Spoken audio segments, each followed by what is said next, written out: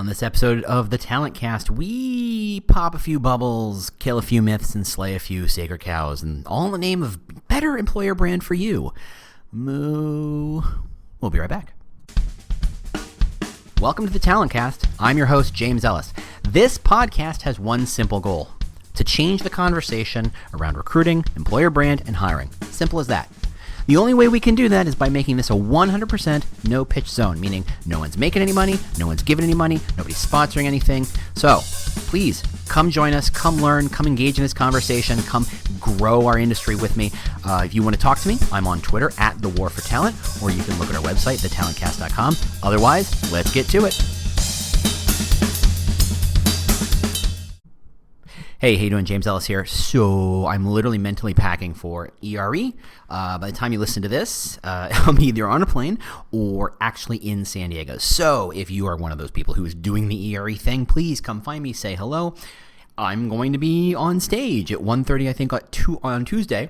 Please find me, say hello, throw a tomato at me. I don't know, whatever you need to do, whatever works for you. I'm really here to support you.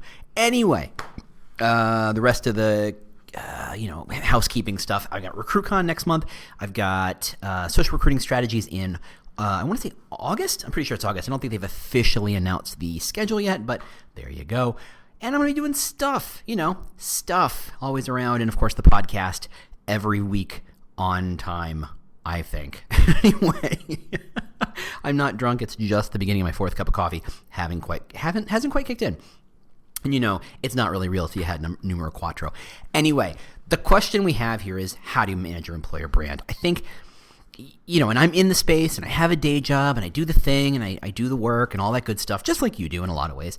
And I get the same emails you get. I get the same emails from Glassdoor and from LinkedIn and all the webinar, requests about, hey, use this tool to manage your employer brand. And No, that's not how that works.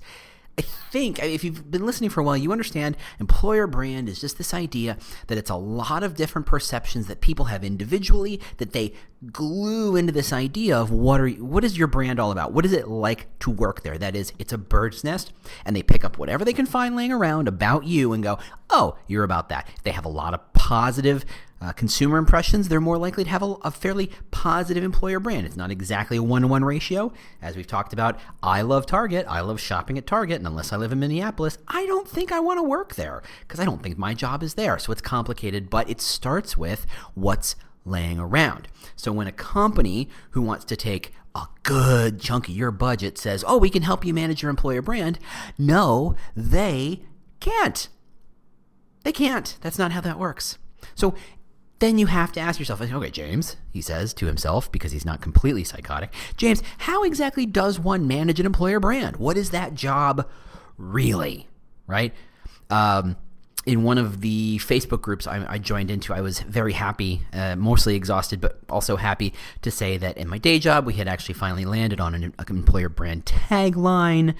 Some might think of it as an EVP, and I think that gets messy, and I haven't really talked about EVP yet because I'm not really sure how I want to talk about that just yet, but somebody who will remain nameless, but I think he knows who he is, pretty much said, James, why didn't you just come in, tell the marketing team to F off and say, no, this is the tagline and that's that. What do you mean you had to get buy-in? What do you mean you had to get the executive team to be okay with it? What do you mean it took you a year to do this stuff? If you know what the answer is, if you're so darn smart, just tell them what the answer is and be done with it. Yeah, it doesn't work that way. And on a lot of levels. And the first is the idea that you're going to tell a marketing team to just go away, that you're in charge of the employer brand, so you know better, which may be true, is not seeing the bigger picture. It's not seeing what an employer brand really is, right? If you don't see how your employer brand and your consumer brand are related or connected, you're missing something. I don't know what it exactly is you're missing, but you're missing something. The point, an element, a facet, whatever you want to call it, you're missing something. If your consumer brand is all about design and your employer brand is all about money, those two things don't connect. If your consumer brand is all about amazing service, but your employer brand's all about competition, No, that doesn't work. They cancel each other out. There's a confusion. There's a miscommunication, or maybe even just a misalignment. Your employer brand, if your company stands for X, the reason why people work there has to have some relation to that. It's not the same. It's not a 1-to-1 ratio. It's not a simple if this, then that kind of model. But if, again, I go back to the old standbys. If, like Goldman Sachs, your excuse me, your employer brand is all about, we're going to help you have huge status in the industry and you're going to make a whole lot of money. Your consumer brand can't be, we're the kind and sweet. No. It doesn't work that way. The consumer brand is, you invest with us because we're the best damn investors that ever walked the face of the earth, and you should be glad that we deigned to speak to you and then take your money. Your employer brand is then connected to, look at the level of status working here brings you and the amount of money that follows suit. There's a clear connection to that, right? If, like Amazon, your consumer brand is, we offer everything. And you can buy anything you want. It's the world's largest shopping experience. It's smooth. It's understandable. There's a lot of content. We're here to help you. Your employer brand, in this case, the concept of We Pioneer, is about, we are finding new ways to help our consumers. Even if that consumer is a app developer and they need to use Amazon Web Services, or that consumer is me and I need to buy diapers, we're here. And you press a button and it tells the internet to go do a thing, and 2 days later, there's my diapers, right? That's the magic of Amazon. They're pioneering this idea of amazing ways to make consumer interactions easier. Their employer brand, their consumer brands, similar, connected, integrated, not disconnected. If you decide that your employer brand is X and you tell marketing to go jump up a rope, you're telling them there's no connection, and that's wrong. The other part of it is, it takes time not to establish what an employer brand is, but to get the buy-in. You'll notice anybody who's good at what they do from an employer brand's perspective never ever tells people what the answer is. They will never, for example, you've been working at company X for 3 years, and somebody comes in and says, hi, I'm the employer brand manager. Do you know the reason you work for this company is X and Y and Z? You're going to think they're high as a kite. You have been working here for 3 years. You know why you work here. You understand what's going on. It has been your individual experience working here. You have come by that opinion honestly. You are smart, you're capable, and you've been thinking about it, and you understand exactly why you work here. And somebody comes up and tells you why you work here, yeah, that's not going to fly. That's not going to fly even for a second. There's a function of buy-in that has to happen. If you say, when Amazon announced We Pioneer, Jeff didn't say, here, everybody, I came down from the mountains, here's the stone tablets, it says, We Pioneer, good, great, gotta go buy. He didn't do that. Of course he didn't do that. I mean, he could have, he's Jeff, he can do whatever he wants, but you have to socialize these kinds of ideas. You have to get buy-in at every conceivable level. If the employer brand managers at Amazon say, our employer brand is We Pioneer, you have to be able to understand, what does that mean to everybody?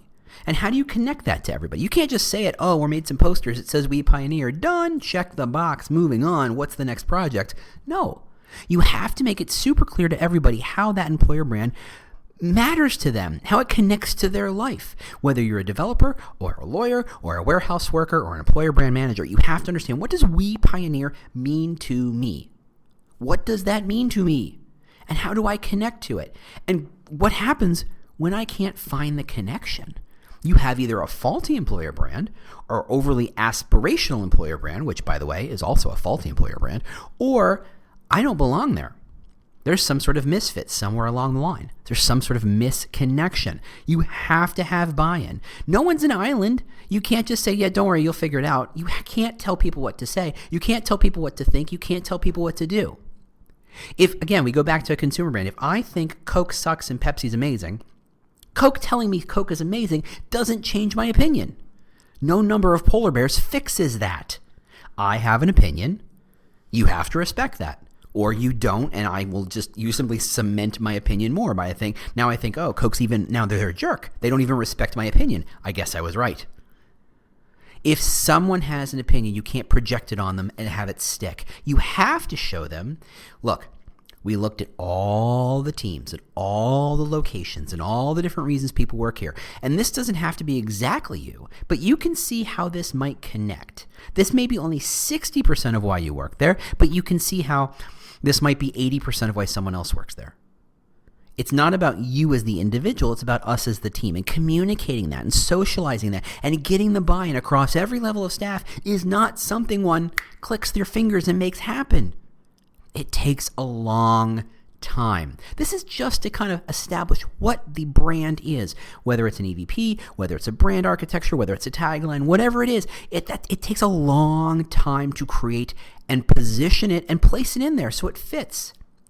Also, if you have an employer brand, your hope, and by hope I mean this is what you're paid to do, is to have people who work at that company be able to talk about why they work there in a way that aligns with your employer brand. If you say your employer brand is all about work-life balance, but everybody talks about how the 14 to 16-hour work days are killing them, you have a misalignment. And if you try and tell people, no, tell them how great the work-life balance is, they're going to look at you like you're stupid, because maybe you might be.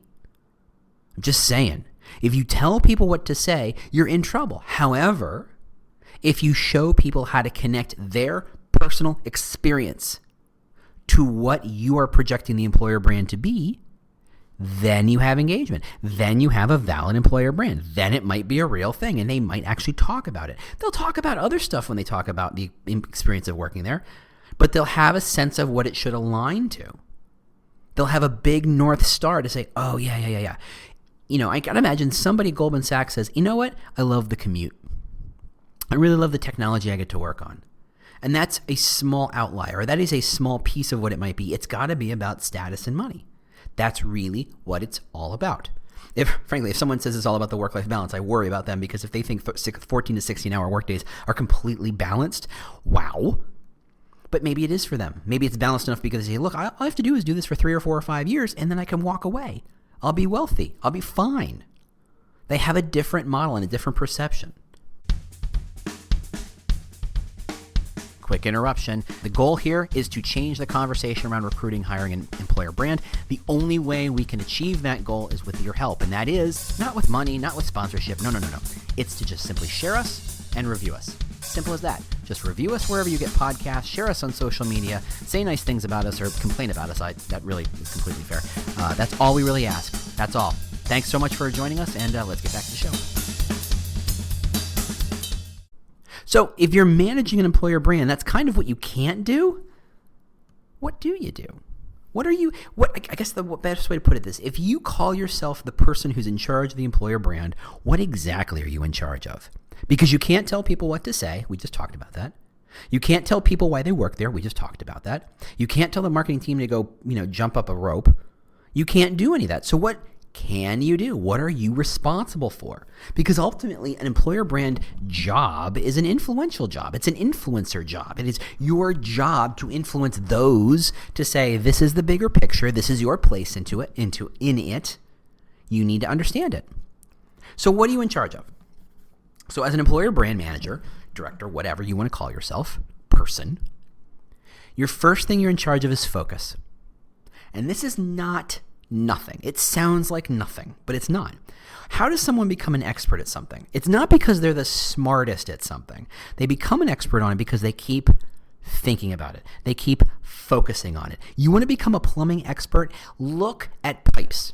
And look at every pipe you've ever seen in every home and every business and go, where does that water go? Where does that gray water go? And that's what the technical term for water that's been used.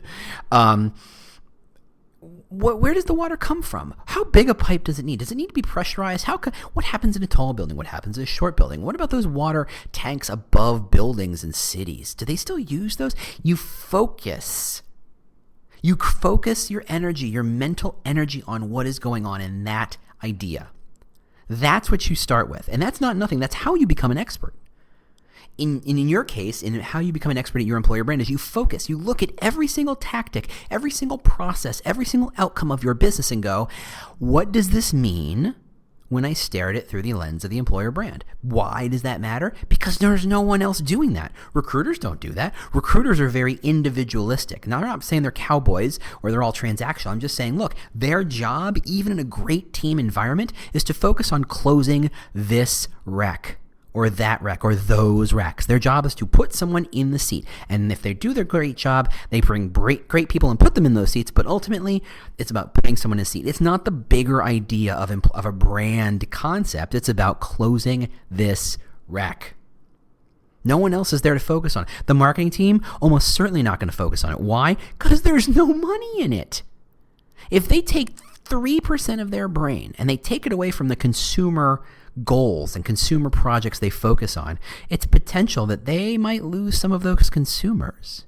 And if they lose consumers, they lose bonuses and they lose salaries and promotional opportunities. And guess what they're not going to do? No, that's where they get paid. The consumer is how they get paid, so that's what they're going to focus on. They are not going to focus on the employer brand. Even though they're related, they're not going to focus on that. That's your job. Some might say that a CEO or a leadership executive team should focus on it, but they've got 7,000 other things to focus on. Saying that they have focus on employer brand is something of a misnomer. The only person who truly gets to focus on this idea is you. And that is meaningful.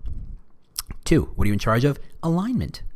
Looking for ways and things that are not in alignment with the broader employer brand.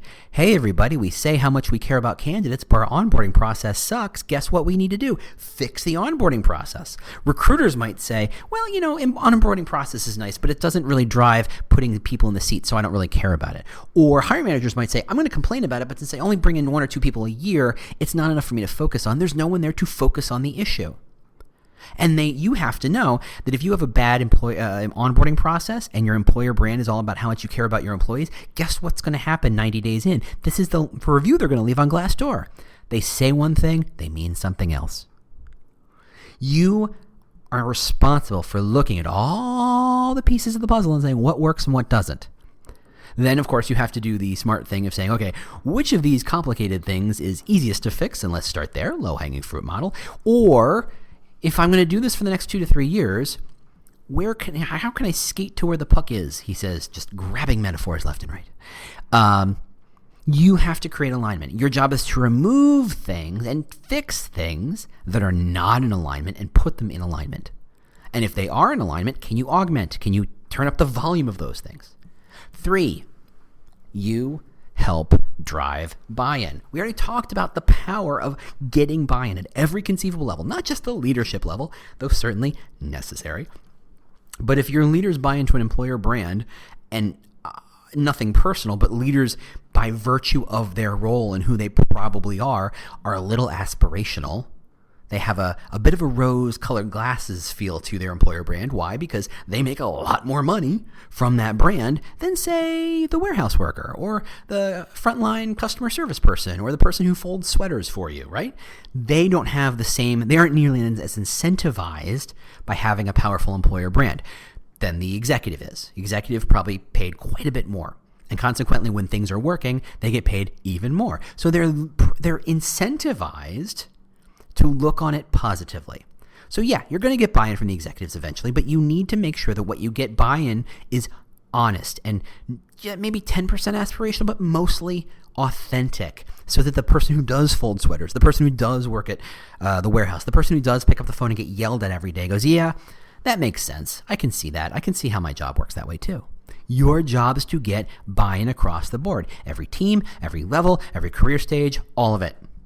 And that means buying yourself a drum and banging it at every opportunity. Remember, when I say creating focus or your job is to be in charge of focus, that just doesn't mean looking at things. It also means focused on projecting that thing. Look at someone, if you have someone or you're big enough to have a diversity person, their job is to look at every problem through the diversity lens. That's called focus. That's fine. In every case, is diversity the problem? No. But you need to look at those things through a diversity lens to see the bigger picture. Your job is to look at it through the broader, the employer brand lens. That's how it works. Finally, you're in charge of broadcasting. You've created it. You've got buy-in, you focused on it, you're aligning things. Now you need to make sure it's amplified as many people need to hear it as humanly possible. That's where recruitment marketing comes in. That's where there's a long line of people willing to sell you stuff. I think I mentioned Glassdoor and LinkedIn and all those other companies, and they're not to point them out or pick them out, but simply they're the ones, right now who are the loudest because they have the most money to talk about it. But there's plenty of other companies who want to talk to you about how they can help you project and broadcast your employer brand. And that's all well and good. There's nothing wrong with that. In fact, that is kind of your job. That's what I'm saying right now. However, they're not in charge of your employer brand. You are. And you have to see those channels as means to broadcast what you already know about your employer brand. Otherwise, what exactly you're broadcasting? If you abdicate what your employer brand is and the management of, not just the creation, but the management of your employer brand to those other companies, or even to an agency, you're not going to get what you want. You're not going to get, certainly not what your money's worth. You're not going to get something useful. You're just going to abdicate and let somebody else kind of push it out there. What's most valuable about an employer brand is that it's honest and real, right? An employer brand is someone's experience of working there and everyone else's perception of what that experience is working there. So if you've got 100 employees and they're all talking smack about you, there's no amount of advertising and broadcasting you can do to overwrite the 2.1 reviews you've got at Glassdoor, the rating, or the horrible ratings you have on Indeed, or the horrible social comments you have on the hashtag that someone made to say how much you suck and apparently got some legs and everybody's using it. Go ahead, buy some ads, see if you can fix that. You can't. Right? Employer brand, if you abdicate it, all they're going to do is spend your money and then say, well, we're going to give you some pretty crappy metrics that mean nothing, mostly vanity metrics. Oh, we have 1.3 million impressions. Who cares? Who? Who is the person you impressed upon, so to speak? Oh, they're from somebody who doesn't have the technical skills we would ever hire in a country we don't exist in? Oh, goody for you. But hey, those channels are happy to tell you how much money they spent in all the valuable impressions or clicks that they got. Did it increase your employer brand? Did it increase it to the right people? Did it make it stronger, more clear, more focused? Were you able to connect the dots so that people say, oh, I understand what you're all about and I like it, or I don't like it, and that's fine? Or did they just get your name out there?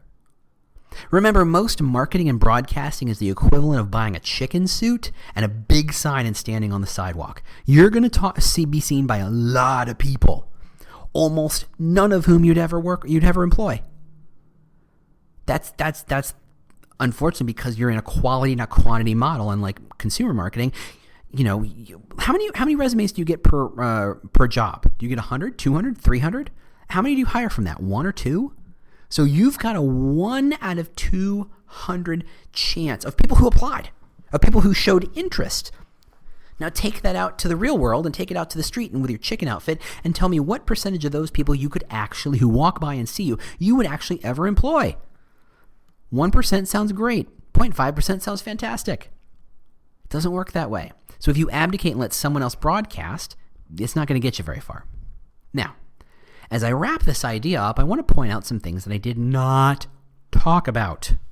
I really didn't talk about your tech stack. I am so tired of people saying, what's your tech stack? How do you leverage your tech stack? Is this tech stack better than that tech stack? Your tech stack is whatever. It's like saying, what brand of hammer do you like? How does that make driving the nail into the wall to make the house easier? One has a magnet. One has a rubber grip. Great.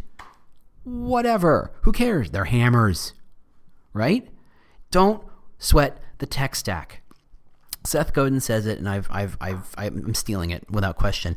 If you ask Stephen King, the writer, what pencil he uses to write with, you're missing the point. The pencil is not the thing. The tool is not the thing. The tech stack is not the thing. It's about what is your message and how are you getting it across. The tech stack helps.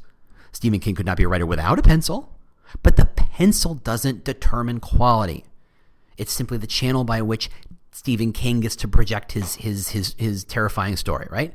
So it's not about the tech stack. Let go of the tech stack. It's not you. Until you know what your employer brand is and how you're going to communicate it out, you should not be allowed to worry about your tech stack. I can communicate your employer brand using chalk on a sidewalk. That has nothing to do with your tech stack. You want to tell me you've got WordPress? Great. I love WordPress. I love WordPress. But if I didn't know WordPress and it wasn't free or wasn't available, I'd find something else. There are plenty of other website software that will do it just fine. There's nothing magical about WordPress that inherently helps me project the employer brand. You take a Squarespace or a Wix or whatever. Is it better than WordPress? Well, WordPress is better for me because I already know it. But if you told me I had to build inside of Squarespace, I'd find a way. Simple as that. I would find a way. You'll also notice I didn't talk about social. I didn't talk about how to, I mentioned a hashtag, but whatever. It's not about social media. Social media helps, but until you know what you're trying to say, whether you're on Twitter or LinkedIn or Facebook or Reddit or, Snapchat, is immaterial. Being on those channels means nothing unless you have something worth saying. And at this point, given that everybody's on those channels, and everybody is on those channels, you had better have something good to say, something juicy, something meaty, something meaningful. And I slowed that one down because I think that's important. You had better have something meaningful to say and someone who needs to hear that. It's one thing to have something meaningful to say. Who needs to hear it? My daughter's 3 and let's call it a third right now. You can tell her, is it meaningful to her? No. My wife's not looking for a role. If you offered her something, would she listen to you? Would it be meaningful? No. It's not about whether it's good or bad. It's whether it's meaningful to the person. The person you're communicating to is just as much about the meaningful message as the message itself. And finally, I really didn't talk about budgets. And I'm a big fan of MacGyvering. I'm a big fan of duct tape and crazy gluing things together and making rocket ships out of coconut, doing the full-on Gilligan's Island effect where you're making radios out of coconuts. It can be done. Is it easier if you have more money? Yeah, sorta. In the same way that people who are poor say my life would be happier if I had some more money, if I didn't have to worry about putting food in my mouth. You're right, it's true. But people who have lots of money will tell you immediately that money does not buy happiness. Money does not buy employer brand. It makes certain things easier. It makes the ground but it doesn't. What's amazing about having super low budgets is that it forces you to say, look, if I'm spending 3 cents, it better matter. I better make sure that those 3 cents count. I better buy some really good sidewalk chalk, right? I better buy the best dry erase markers to project that out there. I better get the right flyer. Whatever it is, it better stick. And when you have lots of money and go, it didn't work, next. And you're just, flailing, and that sucks. That's how you manage an employer brand. It's not about this channel or that channel. It's not about your tech stack. It's not about social media. Those are means. Those are ways. It's not how you manage it. You need to focus on getting internal buy-in, making sure your staff understands why, how to connect it, making sure your marketing team understands how to connect it, and giving people material to talk about, understanding how it matters to them. Finding alignment, finding focus, removing obstacles, and broadcasting it out. That's what it means to manage an employer brand. Disagree? Oh, do I have a channel for you? Meet Twitter, my friend Twitter. I'm at The War for Talent. Come find me, come yell at me, come argue with me. Bring it. I love it.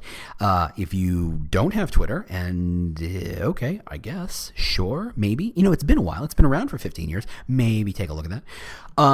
You can always find me on LinkedIn. You can always find the website, thetalentcast.com. You can, it's not hard to find me. See me at ERE or any number of places I'm talking. Let's argue. I love it. There you go. So that's what I had to say. I will talk to you next week. Otherwise, give us a review if you've gotten this far in this podcast. Thanks so much for listening. And I will see you next week in a podcasty virtually way. Fun stuff. Give me more coffee, please. Good night. Bye. The world's best-known investor and Wall Street expert Warren Buffett once said, "Wall Street is the only place that people ride to in a Rolls-Royce to get advice from those who take the subway." Mr. Buffett's quote is remarkably accurate, but how many people would rather receive advice from him than someone simply guessing? Welcome to Buy, Hold, Sell, your single source for Wall Street knowledge and profitable guidance. Please join me, Todd Schoenberger, and fellow trader Tobin Smith, as well as host Veronica Dudo, for a podcast known to move the needle for investors. Tobin and I are seasoned Wall Street executives with deep investment experience, and we are prepared to share our advice to those who choose to listen. Download Buy, Hold, Sell today on the Evergreen Podcast Network or your favorite podcast channel.